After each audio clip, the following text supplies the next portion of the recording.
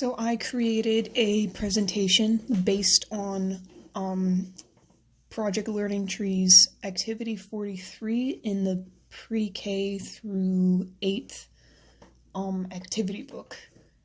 The activity is called Have Seeds Will Spread, and I just modified it a little bit to do a study on seed dispersion. Most plants reproduce with seeds, which come in all shapes and sizes. Some are large, like the bur oak, and some are small, like the eastern cottonwood.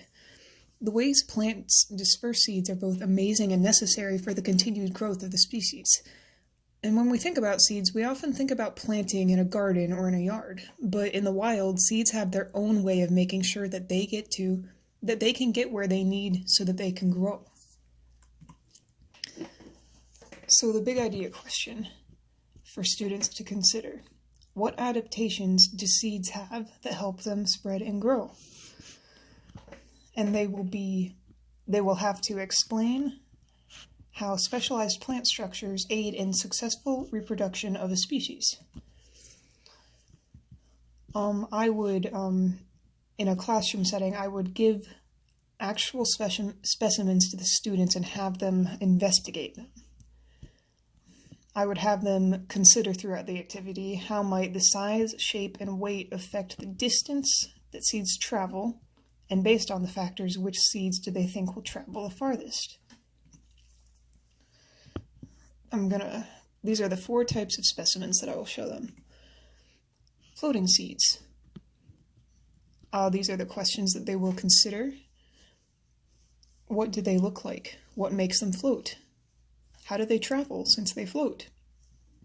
How far do you think they would travel since they travel by water? The next seed is the attaching seeds. What do they look like? What do they feel like? How do they travel? And what other function might the hooks and barbs have? Specimen 3, upward flying seeds. What do they look like? Is this familiar? How do they travel? And how many seeds do you think are on one plant? Type 4, upward falling seeds. Is this seed familiar? What does it look like? How does it travel, and how far does it travel? After we've gone over some of the adaptations, I'm gonna have them do an engineering challenge. Here's my transition statement. Now that we've gone over some methods of seed travel, we're going to take some random items and investigate how they might fit into a specific seed category. So here are a few of the items. The challenge, then, is to have students try out different dispersion methods with each item using the following key to determine what travel method might work best for them. If an item floats in the water for a certain amount of time, it's a floating seed.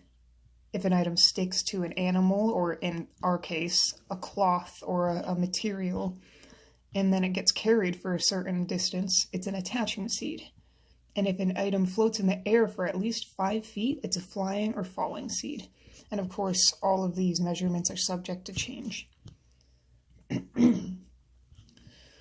So once they've done their experiment, we're going to discuss their results. Did any of the items surprise them? Which seeds do you think travel the farthest in the wild based on the travel method? Why is it important that they travel? And why do they have different methods?